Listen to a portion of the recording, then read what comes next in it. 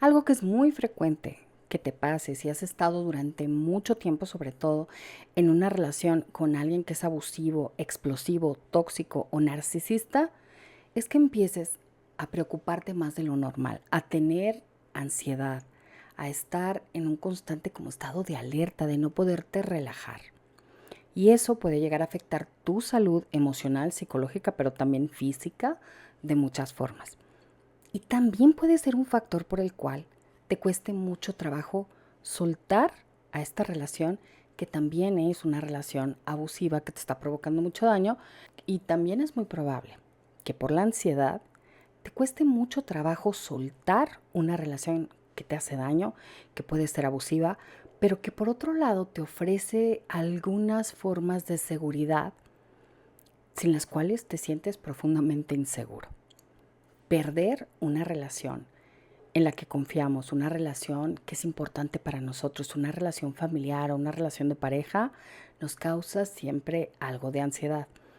Pero aparte, las relaciones con personas narcisistas nunca son un lugar muy seguro emocionalmente para estar. Así que la ansiedad llega a ser nuestra compañera durante las relaciones con personas narcisistas y a veces mucho tiempo después. Cuando estás experimentando preocupaciones excesivas o ansiedad en la relación o después de haber dejado la relación, a veces necesitas entender qué es lo que está pasando contigo y cómo poder ayudarte a manejar este sentimiento. No solamente las relaciones con narcisistas pueden dejarnos más susceptibles a la ansiedad. Toda situación en la que estamos por un tiempo prolongado, en una situación que percibimos que es peligrosa, que es de riesgo. Y esto puede ser situaciones sociales, esto pueden ser problemas económicos, este puede ser, por ejemplo, en la situación de una pandemia que vimos todos hace no mucho tiempo, situaciones en las que empezamos a sentir que el mundo no es un lugar seguro, pueden alterarnos, pueden causarnos modificaciones en nuestra respuesta emocional que nos hace más propensos a tener síntomas de ansiedad clínica. Ahora, las relaciones con personas narcisistas son un factor que detona mucho estrés en cualquier persona. ¿Por qué? Explotan de cualquier cosa y muy probablemente tú durante el tiempo que estás en relación con alguien narcisista, sea como pareja, como jefe, como alguien alrededor de tu, como alguien que está en tu familia o en tu trabajo, pues nunca sabes qué es lo que va a pasar mañana. Tal vez no sucede nada, tal vez por cualquier cosita abandonen la relación, te descarten, empiecen a devaluarte, sin tú haber sabido qué hiciste o qué dijiste para que esa situación sucediera. En otro momento a lo mejor, al contrario, te idealizan, te tratan bien. Y tratar de leer la situación es muy complicado porque no depende de lo que tú haces, depende mucho de la personalidad del otro y de la interpretación que le está dando a las cosas. Entonces, estos caracteres explosivos, inestables o estar en una relación durante mucho tiempo en el que te tienen como enganchado, como si fueran a tener una relación contigo, como que casi es una relación de pareja, pero todavía no, eso también provoca mucha ansiedad. El no saber en qué terreno estás parado, el no saber cuándo una persona va a explotar, el no saber qué rol juegas en su vida, el no tener ciertas condiciones en las que puedes soltar el cuerpo y sentirte confiado, son todas esas causas que empiezan a generar un estrés muy crónico. Y el cuerpo nos ha dotado de mecanismos de supervivencia muy importantes ante situaciones de peligro. Esto es tu cuerpo queriéndote salvar. Es tu cuerpo haciendo una función de supervivencia y aunque se siente muy incómodo tener ansiedad, es importante que tengas mucha comprensión y compasión contigo porque el tener ansiedad es resultado de haber vivido mucho tiempo situaciones que no puedes predecir, que no sabes qué va a pasar, que crees que son potencialmente peligrosas, que te pueden llegar a dañar. Entonces, cualquier relación con personas altamente egoístas, explosivas, abusivas y demás, nos va a poner en una situación muy delicada, sobre todo porque este tipo de relaciones muchas veces pueden también ser coercitivas. Y nosotros sabemos que alguien que es vengativo, alguien que es controlador, alguien que castiga cuando se siente ofendido y que se siente ofendido de cualquier cosa, puede terminar haciéndote daño porque explota contigo, porque se enoja con mucha facilidad, porque restringe el dinero, porque se cobra de alguna manera las ofensas y termina siendo alguien que te hace sentir dolor y ansiedad por muchas razones. A veces, incluso después de haber soltado la relación con alguien que fue así de explosivo, a quien le tuviste realmente miedo en alguna medida, puedes llegar a tener ansiedad por otras cosas. Algo que causa también mucha ansiedad en relaciones con estas personas es no tener claridad, estar siendo manipulado o engañado sin haberte dado cuenta. Que en algún momento tú confiaste mucho en alguien y después te diste cuenta que un montón de las cosas que te dijeron fueron mentiras, fueron manipulaciones, las cosas las voltearon y te las dijeron de cierta manera y terminaron haciéndote tomar decisiones en base a información falsa. Pueden haberte metido en problemas económicos, pueden haber estado en una relación de la que no te habían dicho nada. Puede ser que te presentaron una imagen que no tenía nada que ver con la realidad de lo que esa persona era y de lo que esa persona hacía. Y esto duele mucho porque, por supuesto, tú entras confiado en una relación creyendo lo que alguien te dice y al final termina siendo todo eso mentira y te puedes dar cuenta de las peores maneras. Eso también genera mucha inseguridad, mucho estrés, porque también es una situación de peligro.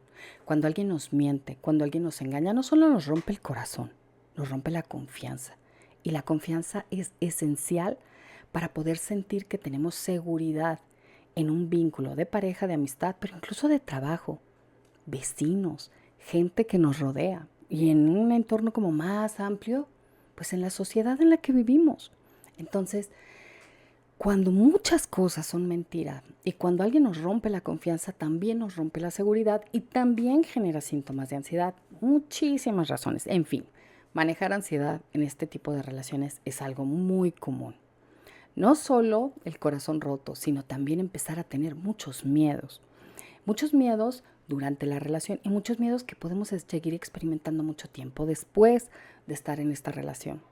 Si este es el caso, es importante aprender a manejar este síntoma, la ansiedad, y diferenciarlo también de lo que es el miedo. El miedo es una respuesta inmediata a algo que en primer lugar va a jalar nuestra atención. Hay algo, una mirada, un mensaje, un cambio en el tono de voz de alguien, contradicciones entre algo que nos dijeron que era de una manera y encontramos que la información es de otra manera, el tono de voz fuerte de alguien, el enojo de alguien, una amenaza velada o real de alguien. Hay algo que simplemente fija nuestra atención.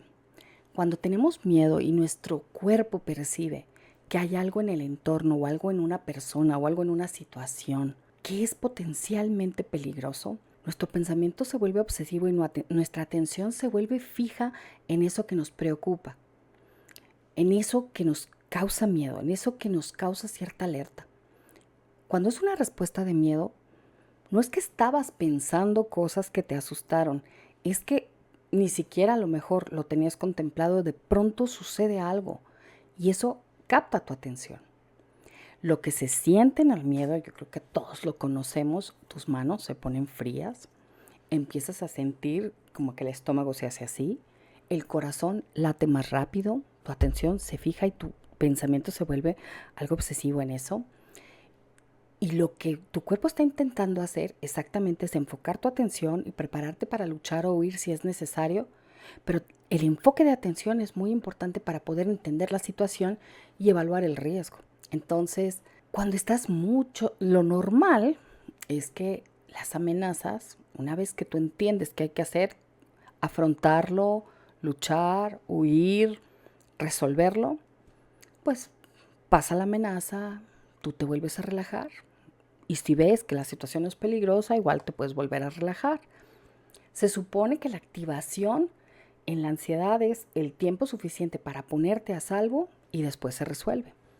Pero cuando has estado en una relación abusiva, cuando has estado en un entorno abusivo durante mucho tiempo, esa sensación de relajación realmente no la puedes tener porque no es una relación en la que exista seguridad, en la que pueda haber confianza, predictibilidad, en la que puedas sentir que el otro te va a respaldar o que vas a contar con la seguridad suficiente para no ser agredido, ofendido, humillado, chantajeado, coercionado, traicionado, usado económicamente. O sea, hay un montón de cosas por las que estas relaciones no pueden ser seguras. Hay momentos en los que medio te confías, empiezan a pasar las cosas bien y después el ciclo se repite y te vuelven a hacer las mismas cosas. Después de mucho tiempo de haber estado viviendo esto con ansiedad y con dolor, el cuerpo empieza a perder la capacidad de recuperarse y de relajarse. Empiezas a tener síntomas como si estuvieras en una situación de miedo, o sea, las manos constantemente más sudorosas, empiezas a sentir más problemas de itis, colitis, gastritis, dermatitis, porque el sistema inmune está demasiado como hiperactivo, hay mucho cortisol en tu sistema, tu alerta está constantemente prendida y muy probablemente estés piensa y piensa y piensa en esa persona, en esa situación o en ese grupo de personas que representan cierto peligro. Tienes constantemente que estar checando sus reacciones emocionales, su conducta, su estado de ánimo, incluso tratando de anticiparte a qué es lo que estén pensando y qué es lo que pueda pasar después.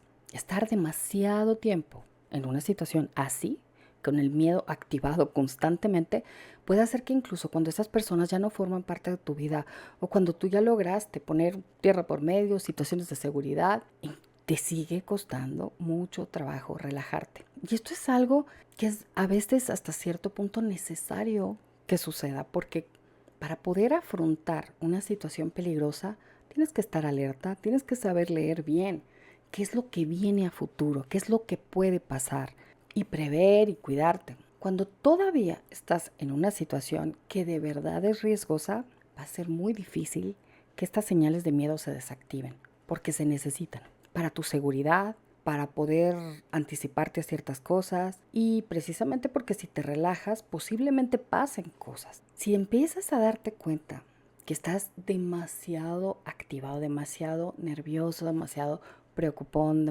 o que de pronto empiezas a tener esta aceleración del pulso, los cambios físicos propios de la ansiedad y ya no estás en peligro, pues probablemente estés teniendo también un problema ya de trastorno de ansiedad, que se llama trastorno de ansiedad a esa respuesta de miedo cuando ya se descalibró, cuando ya se está generando, digamos, sin que haya una causa amenazante o una situación realmente peligrosa o de riesgo en tu vida. Incluso, por ejemplo, a veces puede pasar cuando estás relajándote, cuando estás en cualquier situación como tranquila y de pronto poder sentir esta aceleración del pulso y estos síntomas como de miedo. O a veces, cuando empiezas a entrar en una situación que se parece en algo a situaciones que te causaron daño anteriormente, como una nueva relación, establecer una amistad, volver a buscar un trabajo, y empiezas a sentir también esta situación como de miedo. Y cuando esto sucede puede llegar a ser muy incómodo. Ahora, algo que sucede mucho cuando tenemos mucha ansiedad es que nuestro pensamiento tampoco se vuelve tan claro, a diferencia del miedo. El miedo cuando está sucediendo algo inminente, inmediato, en tiempo presente y fija nuestra atención y nos activa, pero resolvemos y después nos relajamos, ahí puede que tengamos muy claro qué es lo que tenemos que hacer en el momento presente precisamente por el miedo. Sin embargo, en la ansiedad, el miedo es como difuso, el miedo es como muy imaginario y la reacción fisiológica se detona de forma muy automática, porque si hay cambios en nuestro organismo que ya nos están haciendo tener esta reacción demasiado fácil, digamos como que baja mucho el umbral al que ya sentimos una respuesta de miedo por tanto haber estado durante tanto tiempo en situaciones así, que no son seguras, que son situaciones más traumáticas. Cuando es, por ejemplo, un ataque de pánico o ansiedad, podemos llegar a sentir como que nos llega por oleadas, llega de pronto y se va. Es muy incómodo, pero es muy entendible que te suceda después de haber estado tanto tiempo en una situación difícil, insegura o peligrosa. Si llega a ser mucho los niveles de ansiedad y empiezas a sentir a veces como ataques de pánico o algo así, que es cuando esto llega de repente empiezas a sentir que el pulso se acelera, como que te mareas, como que puedes llegar a sentir como un vacío en el estómago, incluso como que puedes querer vomitar. Todo esto es muy probable que esté hablando de que ya traes un trastorno de ansiedad, y si es así, puedes recurrir a tu médico para que te pueda también dar un tratamiento que pueda ayudarte a atenuar la respuesta fisiológica de ansiedad, a detener los ataques de pánico, porque cuando llegan a ser ataques de pánico la sensación es horrible. Y es tan horrible que a veces la gente empieza a querer evitar aquellas situaciones que por anticipado cree que le van a provocar ese nivel de ansiedad. Entonces empieza a paralizar ya no el miedo a la situación peligrosa, sino el miedo a llegar a sentir ansiedad, a llegar a pasar por este ataque, digamos, de esta sensación tan fea que crees que no puedes controlar y que se siente tan feo como si fuera de verdad algo muy peligroso lo que está sucediendo. Y la verdad es que la sensación de ansiedad puede ser tan fea que a la gente que le da y le da miedo que le llegue a volver a dar, empieza a evitar un montón de lugares, personas, circunstancias para poder evitar la ansiedad. Pero puede suceder al revés. Puede suceder que la evitación de situaciones, de lugares, de personas, para evitar la ansiedad, no haga más que convencerte de que de verdad esas situaciones, esas personas eran el peligro. Y eso va limitando mucho tu vida. Si es este tipo de desorden de ansiedad lo que estás presentando, hay tratamientos, esto puede volverse a regular. Esta respuesta fisiológica como de tanta alteración es porque a partir de tener tanto tiempo una situación de inseguridad, sí hay cambios físicos que desregulan ciertas respuestas en tu cuerpo, y eso puede volver a arreglarse con un buen tratamiento. Y eso puede volver a su lugar, puede volver a calibrarse con tratamientos que tengan las dos partes, tanto lo médico como lo psicológico. Cuando los síntomas de ansiedad son más bien en el pensamiento, que también puede pasar, y eso notas que te está deteniendo, vas a notar que tus pensamientos vienen a modo de pensamientos como de ¿y qué pasaría si? Es una forma de hacerte preguntas, pero que no contestas. Estas preguntas a veces son de una manera muy inconsciente, porque no observamos cómo pensamos. Muchas veces simplemente lo hacemos de manera automática, todo el tiempo nos estamos hablando a nosotros mismos, pero a veces nos hablamos de maneras tóxicas. Entonces, si de pronto pensamos, por ejemplo, ¿qué pasaría si me deja? ¿Qué pasaría si no consigo amar a ninguna otra persona y me siento muy dolido? ¿Qué pasaría si pierdo este trabajo? ¿Qué pasaría si se enoja y explota? ¿Qué pasaría si me deja? ¿Qué pasaría? Pero en este tipo de preguntas rumiantes, automáticamente vamos dándole una respuesta catastrófica. Vamos imaginándonos el peor de los escenarios, y eso nos incrementa la ansiedad, y lo peor, no nos damos cuenta que lo estamos haciendo. Y muchas veces esto puede detenernos de resolver problemas o, por ejemplo, de darnos una respuesta clara del qué pasaría de una forma que sí nos sirva, que no nos genere ansiedad.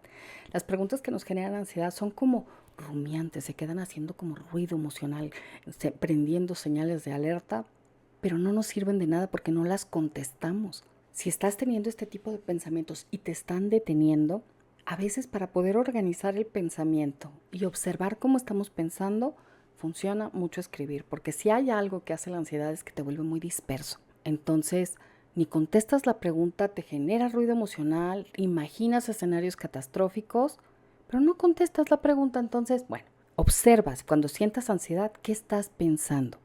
Muy probablemente, si estás sintiendo ansiedad y observas qué es lo que estás pensando, te vas a dar cuenta que estás haciendo este tipo de pensamientos como modo de pregunta.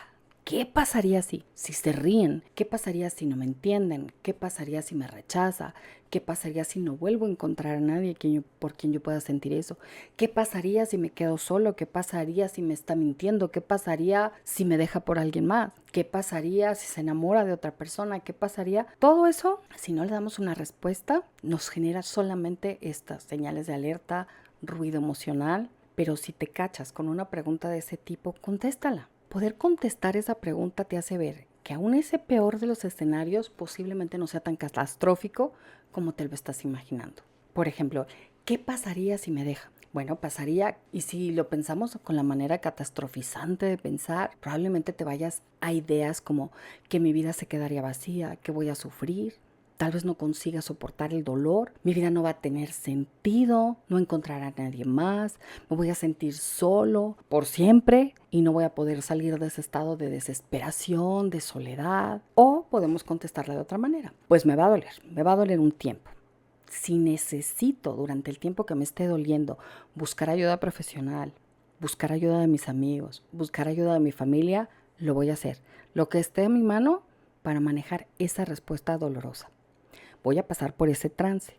Y por otro lado, ya no voy a tener a mi lado a alguien que no me ama, que me trata mal. Y eso va a ser algo que poco a poco me va a dejar libre para irme recuperando. Y por ejemplo, también puedes pensar que ya con tu esfuerzo, después de pasar por esa crisis, a lo mejor vas a poder ir descubriendo otro sentido de vida, ¿no? No es que tu vida no va a tener sentido, pero vas a cambiar el sentido que tenía hasta ahora.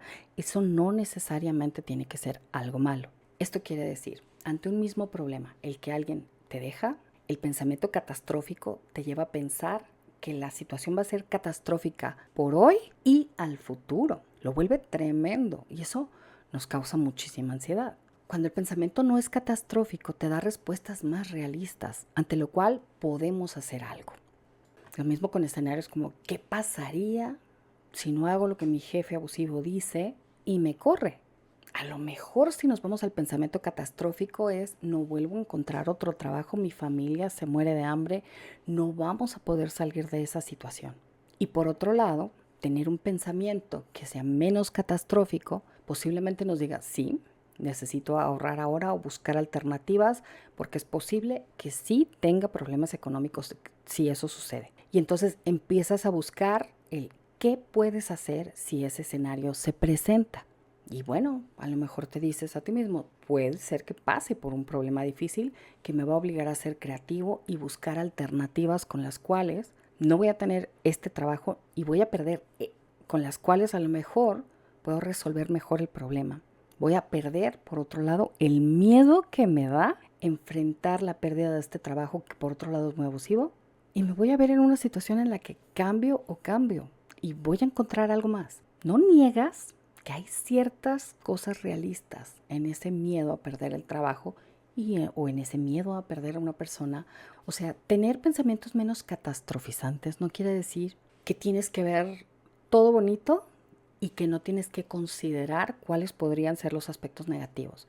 Quiere decir que lo puedes ver realistamente, que no los maximizas, que no catastrofizas, y de esta manera es posible que incluso encuentres soluciones, encuentres ideas que te pueden ayudar a prevenir los daños que te pueden pasar con eso. Entonces, no siempre podemos creerle tanto a nuestra cabeza cuando nos pinta escenarios espantosos.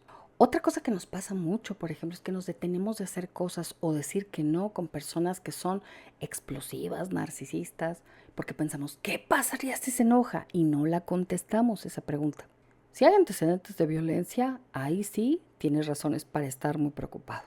Pero muchas veces personas narcisistas e inmaduras usan el enojo como chantaje, como forma de coerción. Saben que te causa tanta incomodidad que actuar de esta manera hace que hagas lo que quieren que hagas.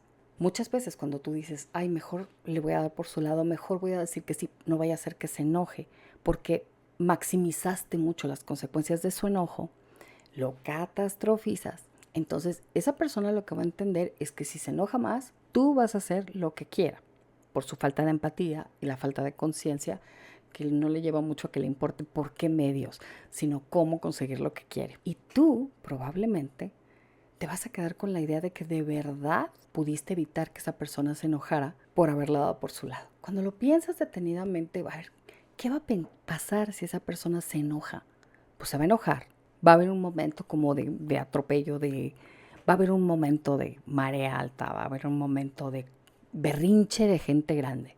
Y después de eso, ¿qué va a pasar? Pues te tiene que calmar. Si tú mantienes el no en ese momento, mantienes el límite donde lo quieres y la otra persona explota, se emberrincha, se le pasa también en un rato, entonces el mensaje que habrás mandado es que independientemente que la coerción, que la explosión y el berrinche no funcionan para sacar lo que quiera o para que tú hagas lo que esa persona quiere. Entonces, contéstalo. ¿Qué va a pasar si esa persona se enoja?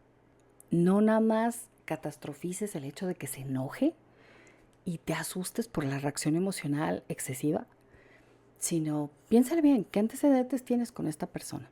¿Y qué pasaría si se enoja?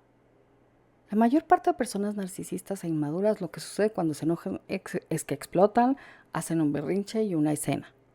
Y ya. Si con eso no consiguen lo que quieren, pues pasa que se dan cuenta que no es por ese medio que consiguen lo que quieren. Y como eso, las preguntas que se te vengan. Para manejar la ansiedad hay que trabajar no solo con respiración, no solo relajándonos, sino también un mejor análisis y darles respuestas menos catastróficas a estas preguntas de ¿qué pasaría si? ¿No? Mucho de lo que hace que nos preocupemos tanto es que no vamos y buscamos evidencia o investigamos o lo intentamos, ¿no? Por ejemplo, ¿qué pasaría si yo no puedo conseguir un trabajo con el que pueda con el que pueda mantener a mi familia? ¿Qué pasaría si la paso mal, si la otra persona me deja y yo me quedo sin dinero? Ok, ¿qué pasaría? ¿Qué te verías obligado a hacer? ¿Qué podrías hacer en ese caso? Compruébalo, obtén las respuestas. Y muchas veces este escenario catastrófico que nos pintamos en la cabeza y que nos detiene de hacer tantas cosas, solo dependería de ciertas causas y condiciones. Pero podemos generar otras causas y condiciones que nos lleven a resultados distintos. Si solo estamos ansiosos, no podemos pensar. Y para poder pensar más ordenadamente, para poder pensar más realistamente, tenemos que darnos cuenta de cómo nos estamos asustando solos, de cómo estamos generando un escenario mucho más catastrófico de lo que puede ser, y con esto nos estamos deteniendo y frenando para que nos demos cuenta que hay una muy buena parte de esta ansiedad que podemos manejar también cambiando la manera como nos pintamos el futuro. El cuento que nos contamos acerca de lo que puede pasarnos muchas veces es lo que más nos asusta. Si este es el caso, obsérvate, observa qué preguntas te estás haciendo y cómo te las estás contestando. Muy probable que eso también consiga regular bastante la respuesta de ansiedad. Espero que este consejo te sirva cuando tus preguntas del qué pasaría si sean la causa que te está angustiando tanto. Muchísimas veces lo que va a pasar en el futuro es mucho menos trágico de lo que te esperas. Y sin embargo, no pierdo la oportunidad de verdad comentarte si es mucho la ansiedad que estás sintiendo, la parte fisiológica, el sudor en las manos, la dificultad de dormir, la dificultad para relajarte. A veces hay tratamientos médicos que incluso pueden ayudarte mucho, apoyados también con prácticas como yoga, como tai chi, cosas que te ayuden a mover tu cuerpo de manera más calmada. Cuando hay mucha ansiedad, de hecho, intentar meditar y así nada más respirar y estar tranquilo a veces no va a funcionar porque no estás acostumbrado a estar tranquilo y de hecho estar tranquilo te puede estresar. Cuando se trata de una respuesta de trauma es mejor hacer ejercicios de relajación en movimiento. Bailar calmado, bailar tranquilo, hacer tai chi, hacer yoga, salir a caminar. Mover tu cuerpo para sacar ese cortisol del sistema que necesita salir a modo de movimiento. Cuando tenemos estrés y se activa esta respuesta de lucha o huida, a veces nos dan ganas de salir corriendo. Y tal vez es lo que tenemos que hacer. Correr, caminar, andar bicicleta, cosas que hagan mover el cuerpo, ayudan también muchísimo. Es un todo, ¿no? Eso sí, si la situación es realmente de peligro, de verdad, entonces tu respuesta de miedo se va a desactivar hasta que la situación de peligro se quite, ¿no? No es que estés loco, es tu cuerpo queriéndote salvar la vida. Es muy diferente eso, eso sería miedo. Pero la ansiedad no es productiva porque no es causada por algo real, inminente, de este momento presente, que te esté poniendo en peligro. Y esa es la que podemos manejar, manejando estos pensamientos del qué pasaría así, que estamos viendo tan catastróficamente, y la respuesta fisiológica con los ejercicios, con la respiración, con los ejercicios como empujar, correr, huir, golpear. El tai chi por eso es tan bueno para esto, porque muchos de esos movimientos sí son golpes calibrados que te ayudan mucho a sacar esta respuesta de lucha-huida de tu sistema, de tu organismo. La práctica de algún arte marcial también te puede ayudar mucho. En el momento que estás sintiendo la ansiedad, practicarla regula mucho la respuesta física. Y una vez regulada la respuesta física de ansiedad, también podemos encontrar respuestas más realistas para los problemas que sean reales. A veces también nos damos cuenta que nos estamos preocupando demasiado por algo que no está en tiempo presente y que quizá no suceda. Entonces, contamos con todo eso. Un ejercicio físico que pueda ayudarte con la respuesta fisiológica. Si es muy seguido y te está afectando mucho, tratamiento médico que te puede ayudar. Habla con tu médico y es posible que puedas tener apoyo médico para regular la respuesta fisiológica que se desreguló a partir de tanto estrés en tu vida. Y cuidado con la cabeza. Lo cuento que nos contamos a veces es lo que más nos está asustando. Me despido con esto. Espero que estos consejos puedan ayudarte un poquito con el manejo de la ansiedad que causan las relaciones con personas inestables, explosivas, agresivas y abusivas. Te mando un enorme abrazo. Por favor, si te gustó el video,